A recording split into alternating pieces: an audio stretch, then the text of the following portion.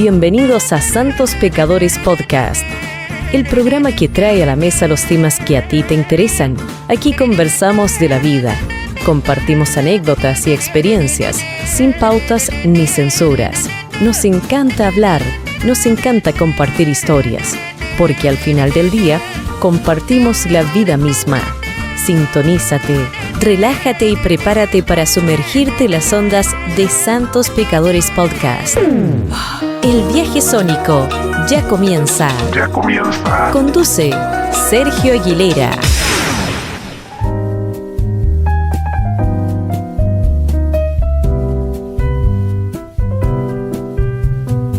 Bueno, alguien dijo al mal tiempo buena cara. Por lo tanto, tendremos la mejor onda hoy para comenzar a hacer nuestros Santos Pecadores Podcast en este programa que es el 330.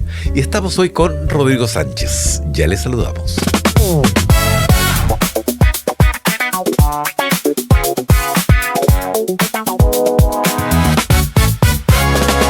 Santos pecadores, la vida revelada, entrevistas sinceras, la realidad abrazada, noticias, actualidad, la vida misma aquí, en cada episodio un nuevo sentir. Hoy nos acompaña Sergio Aguilera y Rodrigo Sánchez.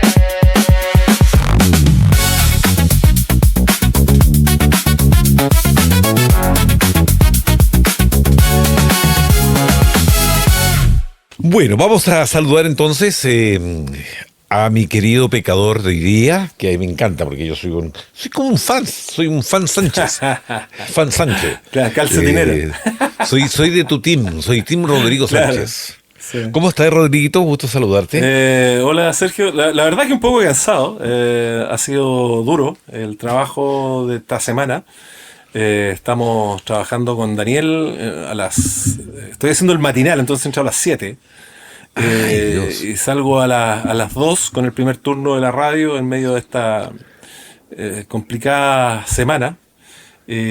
Así que se hace pesado, más encima de los cortes de luz, el tema del agua, es bien estresante todo.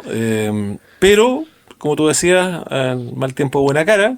No sé si es la mejor cara, pero al menos se trata de hacer el mejor esfuerzo, porque la gente la está pasando muy mal, y cuando la pasa mal, uno lo que puede ayudar es informar, es tratar de conectar, es tratar de contener y hacer ese trabajo que se hace en los medios más antiguos y tradicionales, que es la radio, porque la cercanía con la gente es muy intensa y además las posibilidades de conexión hoy día son escasas. Hay muchos sectores sin luz, hay muchos sectores sin internet. Sí. Entonces la gente recurre a las radios para poder saber todo, y nos cree que es lo relevante. Así que ha sido bien intenso, pero al mismo tiempo volver a las raíces. Sí, bueno, me imagino que esto es momentáneo, tu matinal, por la contingencia nomás, ¿no? Sí, no, sí. Pero a ver, veamos la otra parte, la parte frívola de todo este cuento. Qué rico que te llamen, es porque sí, bueno, les soy útil, ¿no? Soy importante. No, la parte... no. Mira, la radio Guayacán fue una creación intelectualmente mía, pero la creó un equipo.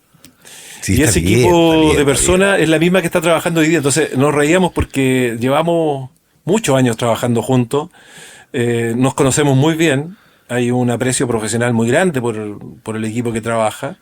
Y la pasamos bien trabajando, nos reímos harto, bueno, discutimos harto, peleamos harto, pero también tratamos de hacer el mejor trabajo posible en beneficio de las personas, finalmente. Sí, eso se nota. Oye, hay un tipo ahí que me encanta, que es muy bueno, es un talentoso, un cabrito.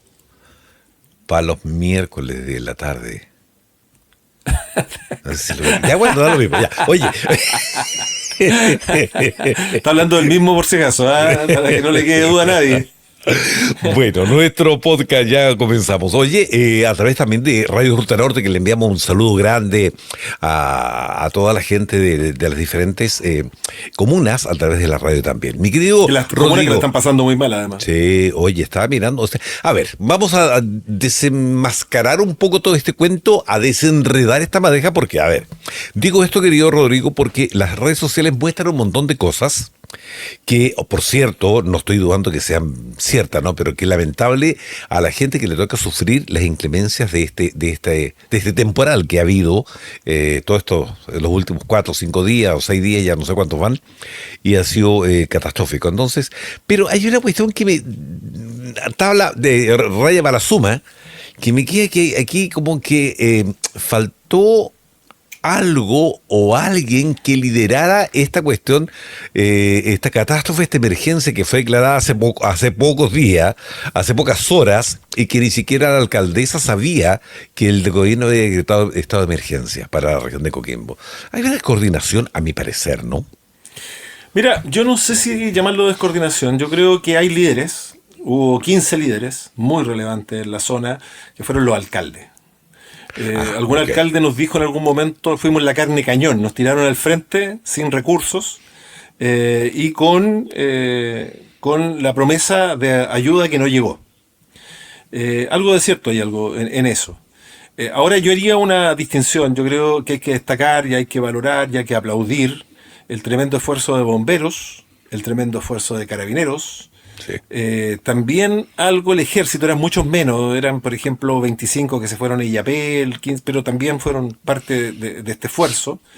Hay que sacarse el sombrero de verdad con los funcionarios municipales que al tercer día estaban reventados, ¿no? pero trabajaron y siguen trabajando con mucho corazón, con mucho cariño, prácticamente las 24 horas del día. Los municipios fueron los líderes, ¿ah? Ahora, lo que pasó después, yo creo que tiene que ver con un modelo de gestión que de verdad es muy empresarial, pero muy poco práctico en el trabajo en terreno.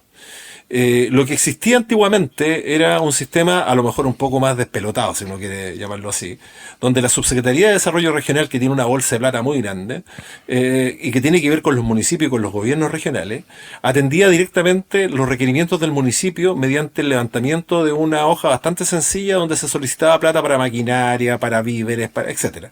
Y la Subdere se creaba un PMU, que se les llama, un programa de mejoramiento urbano, que de alguna manera se arreglaba para que pudiera servir para la emergencia y se entregaban en aquella época, cuando yo estaba más chico, digamos, pero eran como 50 millones de pesos, hoy día creo que iban 80, y en 24 horas estaba en las arcas municipales. La municipalidad sabía que esa plata venía, por lo tanto podía gastar plata comprando alimentos, comprando nylon, arrendando maquinaria, y después obviamente tenía que rendirla, después venían los problemas porque de repente se transfería mucha plata, pero se acudía con mucha velocidad en apoyo a los municipios para dar la batalla. Eso no pasa hoy día se cambió el sistema, pasó, todos las solicitudes van mediante, esto es bien burocrático, se levanta un alfa desde la municipalidad, esto llega al COGRID, que es el Consejo, el Comité de Emergencia Regional, quien evalúa y prioriza las necesidades de las comunas, que están a 200 kilómetros de acá, y una vez que se determina, se aprueba, y finalmente, mediante un acto administrativo, que seguramente visa Santiago, las platas llegan. Cuando ¿Quién fue el genio que cambió todo esto? Yo creo que eso tiene harto que ver el Ministerio de Hacienda, para serte súper sincero. Pero mira, hay una voluntad de control tan grande. Si tú ves las declaraciones del ministro Quirós, que parece estar en todos lados, él dice, sí, va a haber plata para la emergencia, va a haber plata para la reconstrucción, pero tenemos que analizar de dónde vamos a sacar la plata. Tenemos que ver dónde reasignamos en el fondo no hay recurso. plata. En el fondo, esa plata que está para eso no estaba. O sea, es que no hay plata para eso. Es una o sea, plata no hay un bien... fondo, no hay un fondo en el país, no hay un fondo para emergencias como cualquier sea. Ya, ¿y esa plata hoy día no estaba? Está, pero no se quiere entregar. Por razones lógicas. Piensa tú que el gobierno está haciendo un esfuerzo muy grande por recortar el impuesto a las grandes empresas, lo que le significa al Estado una merma de 4.500 millones de dólares, con que tenemos ya un déficit superior a los 10.000 millones de dólares. Por lo tanto, si tú ocupas el 2% institucional, seguía ahondando el hoyo, entendiendo que el gobierno pidió un préstamo, la autorización para endeudarse en 6.200 millones de dólares.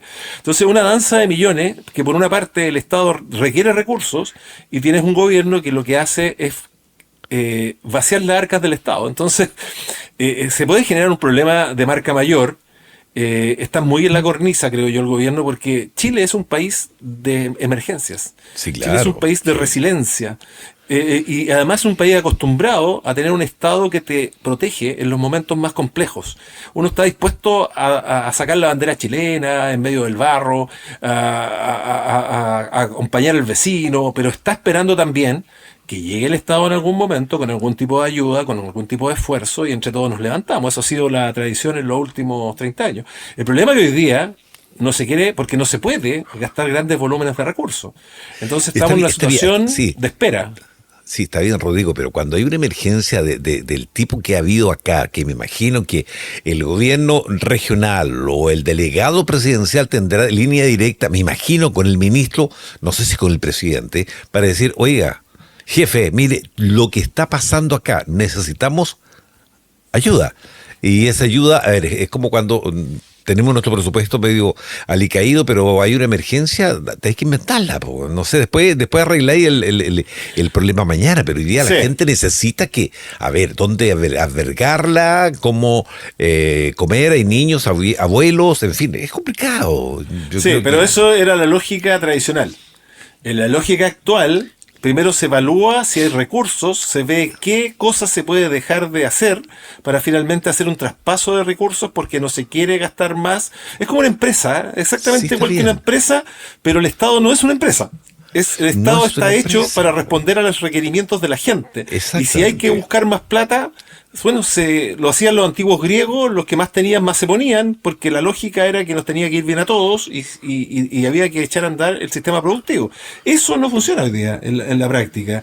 Fíjate que, bueno, se está buscando recursos. El senador Núñez, fíjate, encontró un bolsillo. Encontró un Ajá. bolsillo, pero igual depende de Hacienda dar el visto bueno. Ahora, no debería por qué no hacerlo. Porque resulta que el senador se dio cuenta que había un dinero que la ley esta del royalty minero, gracias al senador Provence de la región de Atacama, designó una cantidad de recursos que se van aposando para gran infraestructura entre las regiones primera y cuarta, que son las regiones mineras. Ya. Ese fondo hoy día tiene 200 millones de dólares. Con 200 millones de dólares paramos la región de Atacama y la región de Coquimbo de este temporal. Ahora, Ya. la plata está ahí, la ley lo permite, está en el presupuesto. Vamos a ver si no contaban con esos recursos para guardarlo y poder rellenar el hoyo que se está dejando desde el punto de vista de la mega reforma. Puede ser. Qué terrible. Pero las Qué platas terrible. nos corresponden por ley. Sí, sí está bien, pero ¿sabes qué? A mí me pasa una cuestión que, claro, a lo mejor tú dices, uno está acostumbrado como era la antigua un poco, que sabíamos que papá Estado venía a socorrernos o a darnos la mano de alguna manera. Ahora es más engorroso, quizás es más ejecutivo, o es que así debe ser, no sé, pero me gustaba lo anterior. Uno, como tú dijiste, se sentía como más protegido por el Estado. Ahora, el problema es que escuché unas declaraciones de alguna autoridad que vinieron unos ministros. Creo que vino el presidente antes de ayer, ¿o no? Antes de ayer tuvo el presidente, llegó a Valle primero en la tarde y muy tarde, tipo 10 de la noche hizo un punto de prensa y después se reunió hasta como las 1 de la mañana del día siguiente de ayer, anteayer, con los alcaldes de La Serena y de Coquimbo. Ajá. Y después se fue al otro día, ayer se fue temprano a las 8 de la mañana a Copiapó. O No sea, Copiapó, perdón, a Huasco. O sea, claro, nosotros, yo sé que no va a incidir mayormente, pero pucha que nos hace bien cuando vemos que la autoridad, independiente del color político, pero siendo en este caso el presidente o un ministro, venga y uno lo vea que está como en terreno, bueno, aunque sea para la foto, pero es satisfactorio, es emocional. Y los seres humanos no somos lógicos, somos emocionales. Entonces es emocional la satisfacción de ver que tengo un presidente o tenemos un... Y como lo hizo siempre Bachelet, como lo hizo Boric, como lo hizo Piñera, que un poco estamos acostumbrados a eso. Que no O van sea, a avanzar más las cosas la porque el tipo gente está le con las patitas exige- mojadas, pero... Le exige pero- a los ministros y al presidente estar. Claro. Aunque no sirva para nada que estén, pero tienen que estar. Exactamente. Claro, ¿Ah? pero escuchaba también que por ahí vinieron estos ministros y creo que nadie se enteró. Por ahí escuché también que le tiraba mucho las orejas a algún medio de comunicación, le tiraba mucho las orejas a los encargados, a los seremi y demás, con respecto a que nadie avisó que esta gente estaba acá. para Sí, poder... pasó harto de eso, pero me además. orgullo un fíjate poquito que- entrevistar a los ministros, qué sé yo. Andaban como muy escondidos, como que vinieron así que nadie sepa, weón. No, yo creo que a ver, yo siento que este ministerio en particular es un ministerio muy de élite, pero está acostumbrado a trabajar en Santiago. Acostumbrado a gerenciar desde la oficina. Fíjate que la orden del presidente hace un par de semanas era, porque entonces sabía que venía hace rato, era estar en terreno. En la práctica, salvo de Grange, que vino, me parece, en primera instancia el fin de semana. No, ni siquiera el fin de semana, llegó después después de la noche terrible que vivimos el domingo pasado. Los ministros no salieron de Santiago. El ministro de Defensa andaba en Hawái. El ministro de Agricultura anda en España. La ministra de Salud dicen que hizo cosas telemáticas, pero estaba en Santiago. Y así suma y sigue. O sea, no había ministro en terreno. Estaban las 10 regiones con problemas. Estaba Chile complicado. Si nosotros la estamos pasando peor que todos, pero las regiones la pasaron muy mal. En Fíjate general. Y no salieron de Santiago. Sí, pero no sé, eso me molesta a mí. Pero fíjate que voy a hablar porque es re fácil decir, oye, pasó. No, lo que me está pasando a mí, yo no trabajo desde el viernes pasado. Viernes, Sí, está sábado, complicado, domingo, sí. lunes, martes. Martes, Hoy día recién trabajé, hoy día. Son 6 días de venta, son 6 días de que corre el arriendo, hay que pagar los sueldos, hay que hacer todo lo que normalmente se hace. Entonces, a ver, es re fácil que a uno le vaya mal y nadie lo sabe. Con este tipo de cosas porque no hay agua, no puedo trabajar si no hay agua, está cortada el agua hace 4 días. ¿Te das cuenta? Entonces, hay gente que la está pasando peor. Yo donde vivo no tengo problema, tengo agua, luz, todo, no hay problema, pero en el trabajo no puedo porque no tengo agua. Sí, yo te podría decir incluso, Sergio, que estamos viviendo, y me ha tocado vivirlas todas. He estado en terremoto, he estado en el 97, en la crecida, he estado cubriendo muchas de las cosas que en los últimos 30 años han pasado en la región de Coquimbo y en Chile también. Yo te diría que estamos en uno de los momentos más complejos desde el punto de vista del daño social productivo que ha tenido un territorio en mucho tiempo.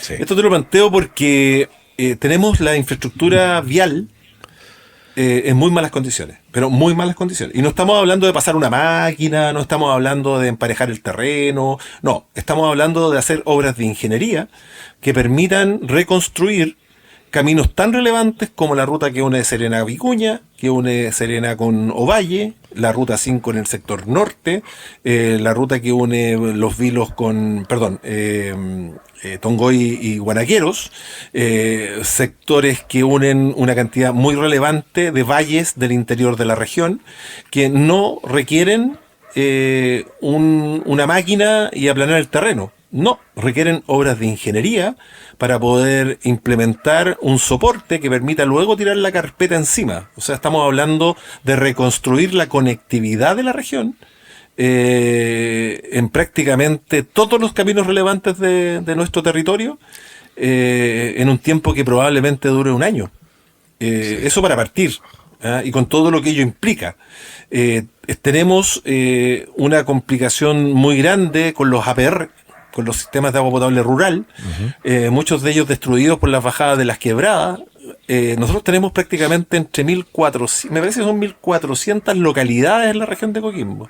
Parte relevante de aquellas recibe agua potable de los APR, que son los sistemas de agua potable rural, pequeñas instalaciones que permiten tener agua potable rural y que muchas de ellas quedaron absolutamente destrozadas. Tenemos un montón de gente que vive en quebradas, que se fue instalando en quebradas, que fue participando y comprando y engañada para comprar en quebradas, loteos, que no pueden estar ahí, no pueden quedarse ahí. Tenemos un sistema de agua potable complicado, tenemos un sistema eléctrico que demostró su profunda y compleja fragilidad. Y vamos a tener a gente además muy complicada, porque el tema del agua va a ser muy complejo hasta el sábado.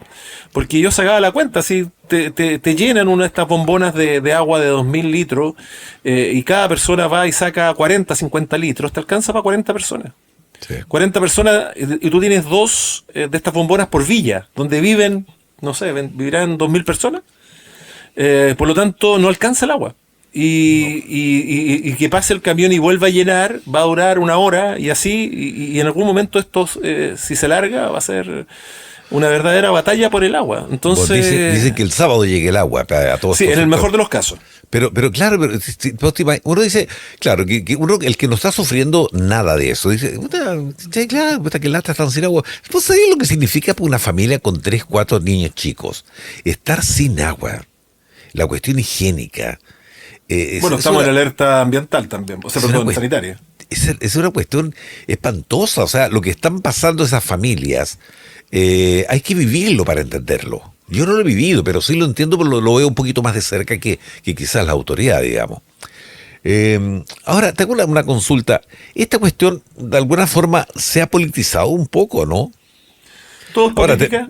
Todo es política, sí, pero no siento que se haya politizado. Fíjate que yo me quedo con unas declaraciones que hizo Manucheri, lo entrevistamos nosotros, y dijo algo que me pareció súper sensato. Dice, a mí la gente me ataca cuando yo pido cosas, pero aquí se trata de que estamos pidiendo por la región de Coquimbo, y deberíamos estar todos en la misma, como estuvo la alcaldesa de Serena, el gobernador, el alcalde de Ovalle, el alcalde de Montepatria, el alcalde de Salamanca. Deberíamos juntarnos para pedir todos, porque lo que estamos pidiendo es por nuestra región, una región que quedó, no voy a decir devastada, pero quedó herida, y puede ser herida de muerte en términos productivos si es que no nos ponemos todos de acuerdo y golpeamos la mesa con fuerza y pedimos, por ejemplo, el acceso a este fondo de la minería, que además las mineras aportan para eso, para que las zonas mineras sean atendidas cuando se requieran. Exactamente. Oye, yo podría preguntar algo como, por ejemplo, a ver, y se lo puede estar preguntando cualquier persona, ¿qué enseñanza nos deja esta emergencia? O sobre lo que estamos haciendo, dejando de hacer, porque cuando pasan estas cosas empezamos a hilar y nos damos cuenta que no es culpa solamente del que está de turno, sino que también el anterior y el anterior y el anterior, y las cosas se hacen muy a lo compadre, muy a la chilena, muy al alambrito, y estamos listos. Fírmalo bien nomás. Sí, yo creo que aquí el diablo mete la cola siempre, y aquí la plata mete la cola. Objetivamente la plata mete la cola y la plata corre en el Parlamento y finalmente las leyes salen a media.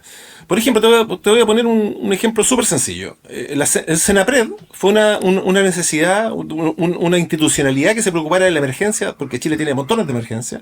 Antes teníamos la ONEMI.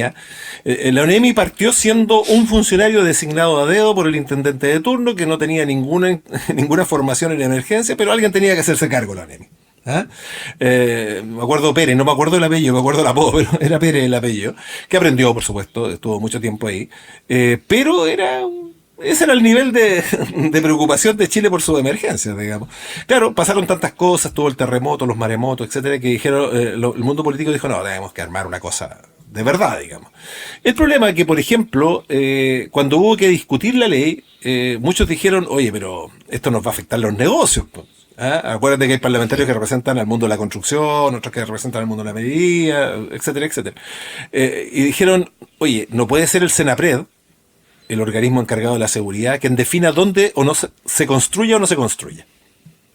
Que es lo obvio, o sea, el Senapred debería ser la instancia consultiva, más que consultiva, resolutiva en términos dónde se puede construir porque son zonas de riesgo. Pero no quedó como organismo definidor, es solo consultivo. Entonces nosotros tenemos zonas, y los planos reguladores incluyen zonas de inundación en caso de tsunami, incluyen zonas de inundación en caso de crecidas de río, incluyen quebradas, incluyen todas aquellas cosas que la naturaleza nos dice, oiga, por aquí yo he reinado un montón de tiempo y usted no me está haciendo caso, por lo tanto yo voy a destrozar lo que usted ha creado. Y ese es el primer problema. Tenemos una institucionalidad al servicio de ciertos intereses económicos y no al interés de salvar la vida de la gente. Que sí, correcto, pero eso significa, una vez más llegamos a la conclusión de que no, o sea, las cosas siempre se hacen y se hacen a media. Nada se termina bien. Sí, y por último, ¿quién supervisa las irregularidades en las construcciones en lugares inhabilitados? Es que por eso te estoy diciendo, debería ser el Senapred que dijera, en este sector no se construye. ¿Por qué? porque, chuta, el humedal, por ejemplo, permite la absorción de agua en caso de lluvia extrema. Si nosotros tuviéramos humedales grandes, se hubiese chupado el agua. ¿Te fijas? Si nosotros tuviéramos las dunas y los cañaverales, el maremoto no entra. ¿Te fijas? Pero eso no es relevante, porque lo más relevante es ¿dónde está el foco finalmente? Yo siempre esta discusión la he tenido porque a mí me encanta la economía, pero yo digo, la economía es al servicio de la gente, no es al revés, no es el ser humano al servicio de la economía, es la economía al servicio de las personas. Sí. Entonces, te voy a poner otro ejemplo, las dunas de Concón. Hemos visto la embarraca con el tema de las dunas de Concón, los edificios que se están cayendo, etcétera. Ese es un cagazo que hay ahí. Bueno, has de saber que las empresas constructoras, que son de parientes, lo dijo la alcaldesa de Viña del Mar, parientes de actuales ministros, están en tribunales para exigir que les permitan construir sobre las pocas dunas que quedan. ¿Te fijas o no? Y lo más probable es que terminen construyendo en una zona en que no se debería construir, ¿eh? Porque no solamente son dunas que protegen el ecosistema y protegen a Viña, sino que además no se debe construir, porque si hay mucha agua se van a caer. ¿Te fijas? Pasa con lo mismo con los humedales. Sí. ¿Te acuerdas cuando el ministro de Vivienda fue a decir, oye, humedal o casa? Pero si no se trata de eso. Y la alcaldesa de Valdivia le dijo, oye, Valdivia es una ciudad humedal completa. Hay que buscar lugares donde efectivamente no dañe el ecosistema, porque nosotros vivimos de esto, estamos inmersos en esto. No se entiende eso, fíjate. Sí, la plata primero. Sí, fíjate que a raíz de lo que tú estás hablando, se lo preguntaba hoy día a mi hijo, lo conversaba cuando pasamos por ahí hoy día. En la cantera con la costanera, ahí a orilla del mar, yo me acuerdo, y le contaba, hace 15, 20 años atrás, no había pavimento, no había nada, había solamente unos edificios viejitos de 4 pisos que hay ahí, y era puro terreno de humedal, era puro humedal. Era Vega, claro, y donde están construyendo un edificio que ya se construyó, están construyendo otro al lado, justo en la esquina, digamos, era humedal antes. No sé, yo sin ser ni ingeniero, ni arquitecto, ni experto en nada, uno dice, pero a ver, no me cuadra, o sea, como en algún minuto, espero que no sea, ¿no? Pero en algún minuto esta cuestión puede caerse, no sé si caerse, pero... pero por ejemplo, como pasa hoy día, que hay gente encerrada en los edificios porque los sectores aledaños de la Avenida Pacífico están inundados. Sí, claro. Porque ya no se absorbe el agua, entonces queda arriba, y finalmente la gente no puede salir de los departamentos. Eso pasa. Qué terrible. Oye, hagamos un altito cortito, chiquitito, okay. ¿Ya regresamos? ¿Me esperas? Va. Ok, estamos en Los Santos Pecadores Podcast. Hoy día, obviamente, hablando de esta emergencia que está, en este caso, en la región de Coquimbo, con estas lluvias que han sido muchos milímetros de agua caída, y que es algo absolutamente inusual en nuestra región. Este es el programa 330 de Los Santos Pecadores Podcast, hoy con el periodista Rodrigo Sánchez. Santos Pecadores Podcast es una presentación de Club Sandwich, Comunicaciones Polaris Norte y Telconor. ¿Tienes hambre de verdad? Entonces ven a Club Sandwich. Sándwich, chorrillanas, papas fritas, placer total. Y además, en las tardes descubre Club Sushi Burger. Arma tu rol o lleva tu hand roll. Avenida La Cantera 1955, donde está el Santa Isabel, local 12. Club Sandwich y Club Sushi Burger. Misma dirección, doble placer. Telconor ya llegó a tu barrio, con internet fibra óptica más Wi-Fi. Planes desde solo 12,990 pesos mensuales. 660 megasimétrico nacional. ¿Quieres sumar televisión? TV digital con más de 60 canales. Por solo 7,900 pesos adicionales. Y ojo, el primer mes es gratis si contratas TV con nosotros. Telconor, tecnología y conectividad. Cuando tu empresa quiere crecer, necesita algo más que ideas. Necesita estrategia. Comunicaciones Polaris Norte, la compañía que impulsa el crecimiento estratégico de tu empresa.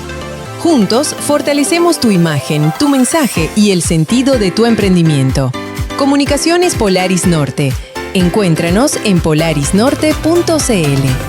Bueno, también hay que nombrar, y me encanta, que de nuestro programa también se emite a través de la radio, y en este caso con la red de emisoras más grande del norte de Chile, que es la Ruta Norte, una cadena de radio maravillosa. Está, por ejemplo, también en Atacama, 90.3 en Huasco, Freirina. Entramos en la región de Coquimbo, el 88.7 en Liguera, 94.9 en Valle de Elqui, 100.3 en Río Hurtado, 94.3 en Ovalle, en Punitaqui, Montepatri con Barbalá en el 106.1, Canela 89.3, en Los Vilos, Pichidangui, Quilimarí 89.7, en el 105.9 en Huangualí. Para que nos busque baje la app en su teléfono, búsquenos en Google Play como Radio Ruta Norte FM. Somos Los Santos Pecadores Podcast. Santos pecadores,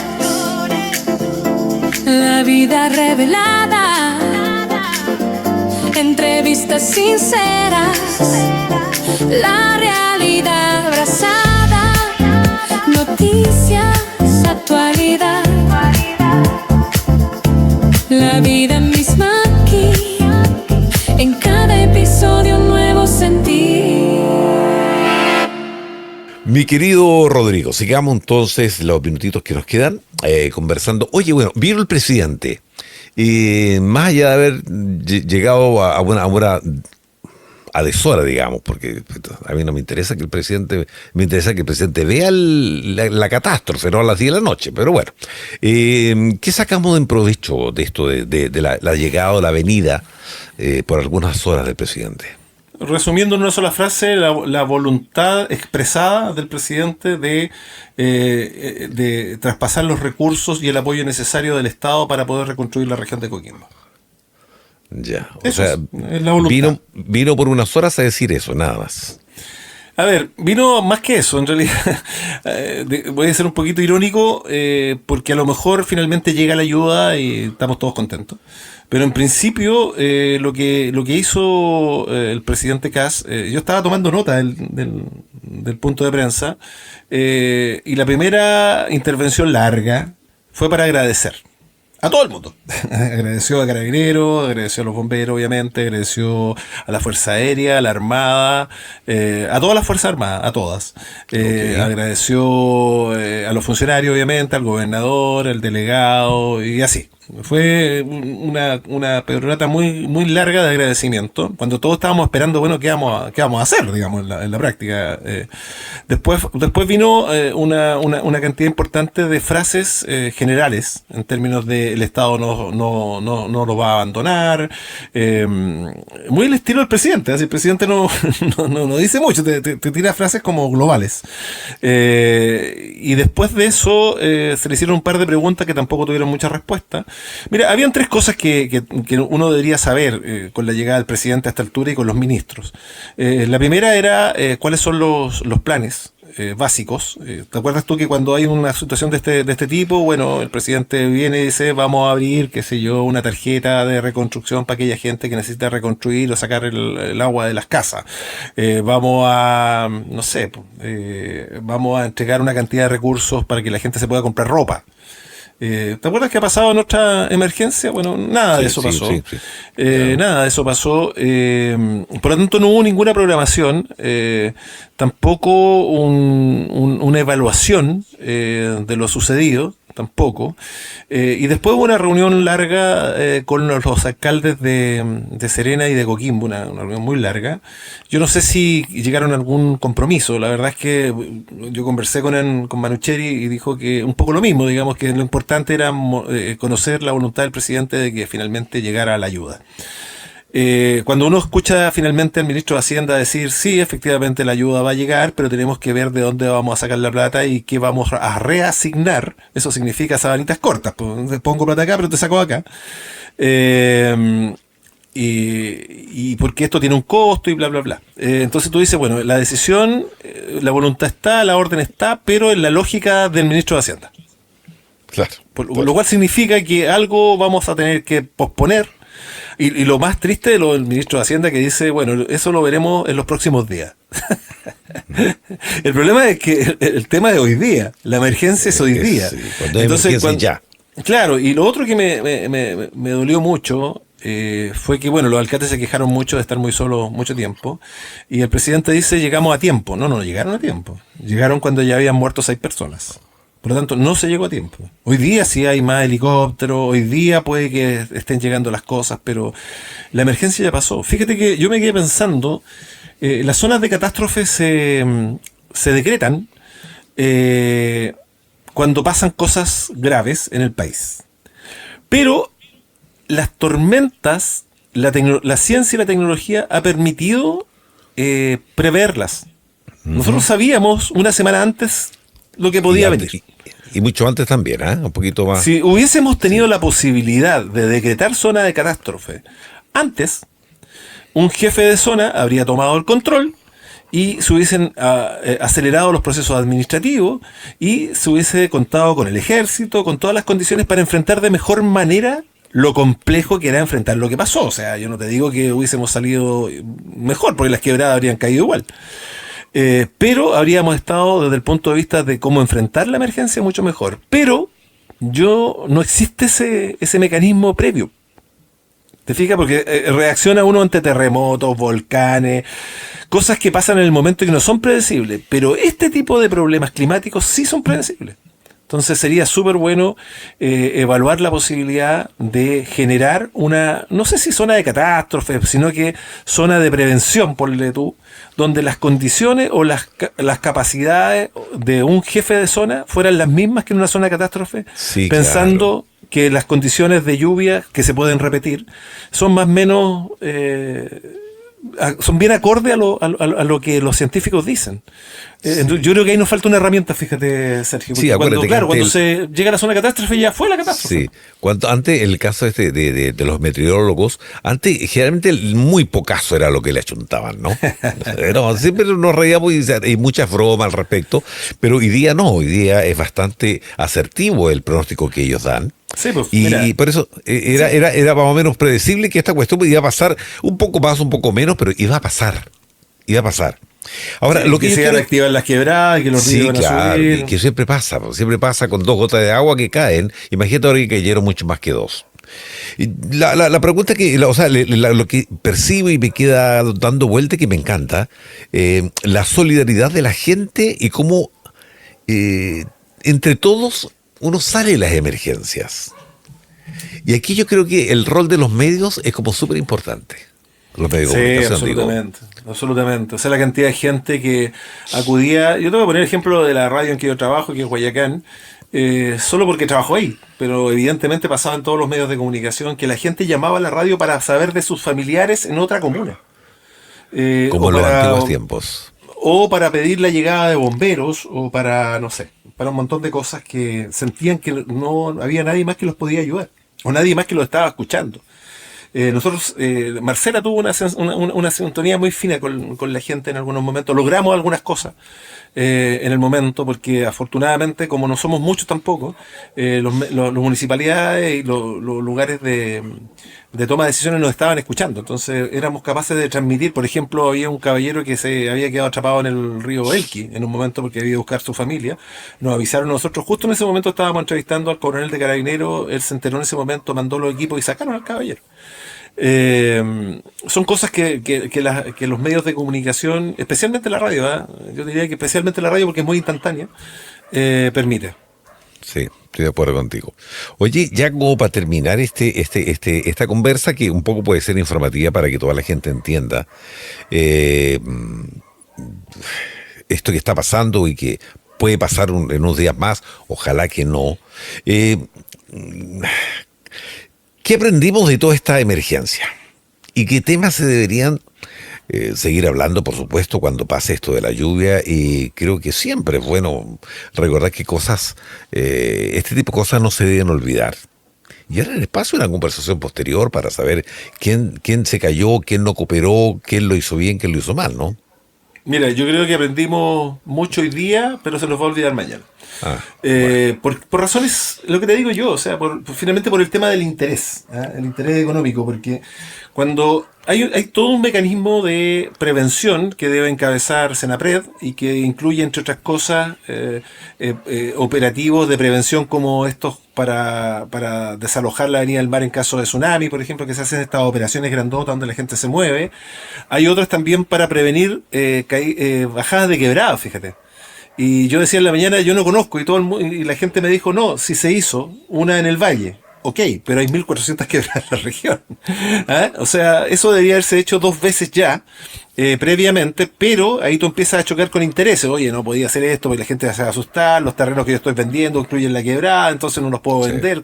¿Te fijas? Empieza ese rumoreo que empieza a desincentivar el trabajo que tienen que hacer los organismos de prevención. Y cuando la cosa se pone muy fea, te dicen, es que la permisología... Sí, que no puedo levantar el edificio arriba de las nubes, de las dunas porque la permisología, o no puedo tapar un humedal porque la permisología. Si al final esta cuestión es un humedal nomás, pues no es un humedal nomás. Es una barrera protectora de la gente en caso de inundación. Exactamente. Y entonces, está naturalmente hecha así, para eso, de alguna manera, eso, ¿no? Claro. Y uno puede buscar maneras mucho más inteligentes, mucho más creativas de poder ocupar los espacios. Lo están haciendo los áreas con mucha plata, ¿sí? Están creando hasta islas. Sí. Están creando edificios donde se hace de todo. Ellos están en otra. Están en otra. Entonces nosotros estamos un poquito atrasados en términos de la ocupación del espacio. De la creación de áreas verdes. Es como el metro cuadrado, entre más plata le puedo sacar mejor, y no pienso en la persona, pienso más bien en las lucas. ¿Dónde está el foco? El foco está en la gente, lo cual no implica que no ganéis plata, porque esa es la gracia, finalmente, pero el foco está en la gente, o está solo en el dinero. Sí. Porque si finalmente te vas a ir y la persona va a quedar con un edificio que se le va a llenar de agua, como ha pasado un montón, o que se le va a caer el techo encima, o no sé, tantas cosas que pueden pasar, y tú te fuiste ya y ganaste las lucas y te fuiste, bueno, estamos mal, pues. No está funcionando bien la permisología, pues no está siendo lo suficientemente rígida como para proteger a la gente finalmente, que está invirtiendo sus lucas de manera adecuada. Raya para la suma, a mí, para mí, eso yo lo deduzco, es mi opinión, que esta cuestión es nada más que una muestra más de la corrupción que existe en nuestro país, en todo ámbito. En todo ámbito. Yo creo que es una cuestión más valórica, Sergio, porque a veces ni siquiera es corrupción, plata, a veces que la ley está hecha para favorecer más bien el negocio que el cuidado de la gente. Entonces, chocan, pareciera que chocaran. Eso casi es un delito. Sí, pero parece que chocaran, porque te dicen, oye, ¿desarrollo o naturaleza? ¿Desarrollo o cambio climático? No, pues viejo, van de la mano. O sea, desarrollo y cambio climático, desarrollo y naturaleza, desarrollo y prevención. Claro. Si no somos capaces de hacer eso es porque nos pasamos de giles, perdóname la expresión. Pero ¿cómo no vamos a ser capaces de poder compatibilizar las dos cosas? Yo creo que hay que ser muy rasca para no poder hacerlo, fíjate. Lo que pasa es que nunca nos preparamos, como decíamos delante, nunca nos preparamos, o hay un ente que pueda encargarse de este tipo de cosas, o personas designadas, digamos, no sé si en todas las regiones, pero alguien que coordine, que tenga línea directa con todo, porque sale un alcalde, perdón, un alcalde dice una cosa, otro alcalde dice otra cosa. Ahora, 2 cosas las últimas.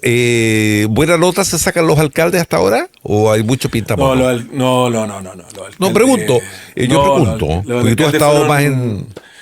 Disculpa el argumento octubrista, pero fueron la primera línea.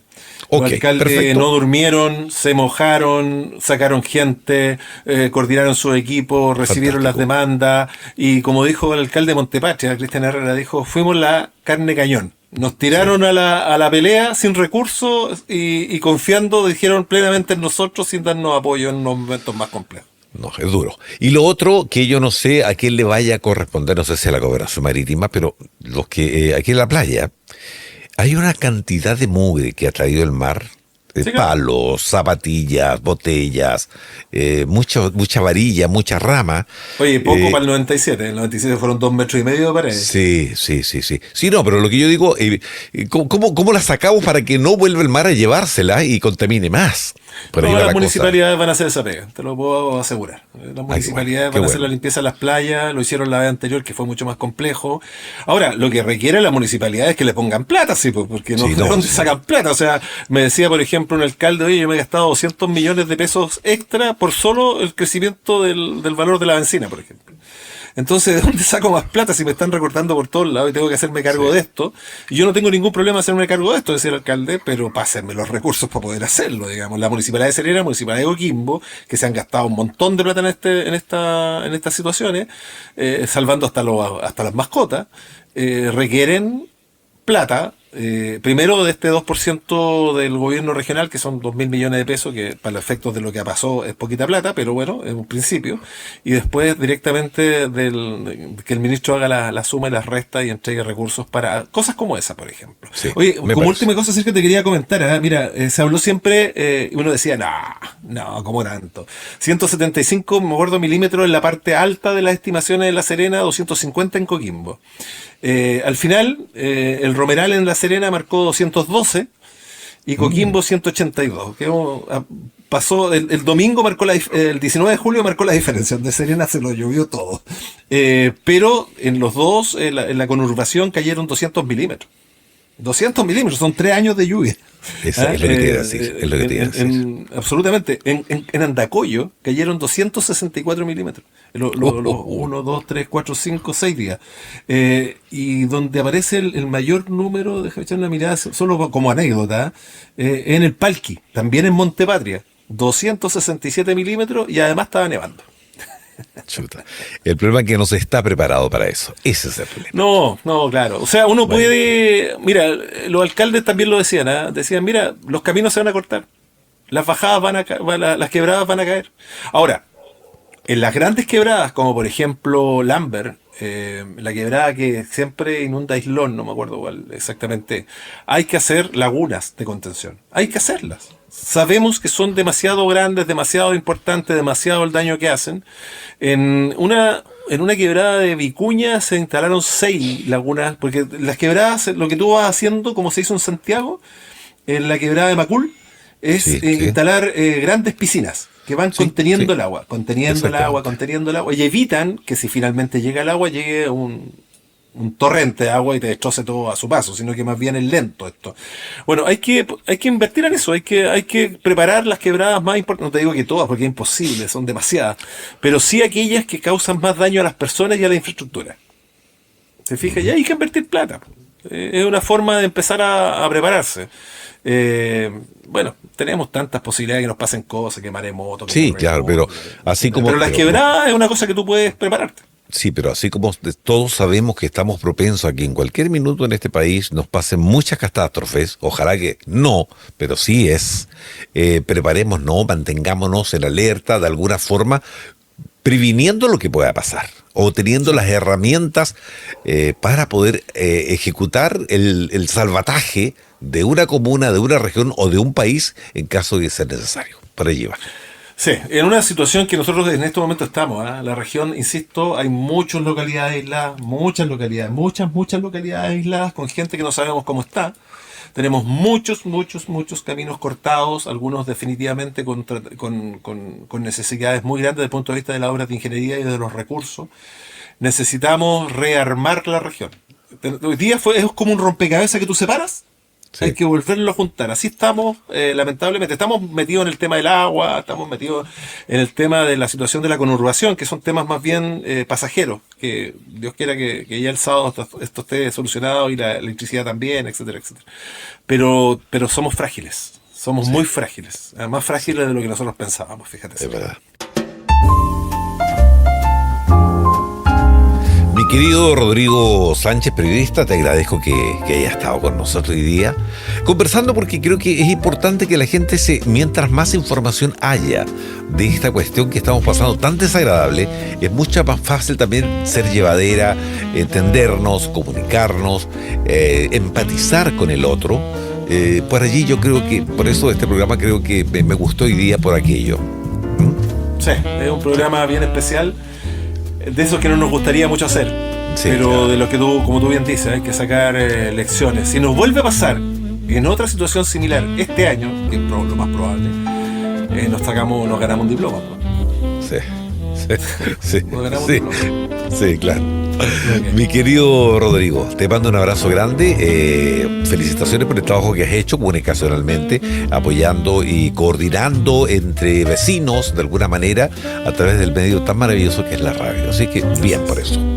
Ok, un abrazo. Un abrazo, amigo. Y con ustedes nos encontramos en el próximo programa para seguir conversando de esto y de otros temas y de la vida misma, que es tan requete contra entretenida a veces. Nos encontramos. Sueñe bonito siempre. A pesar del mal tiempo, buena cara, digo, en este caso sería mal tiempo, sueñe bonito, porque los sueños bonitos generalmente se cumplen. Chao, muchas gracias.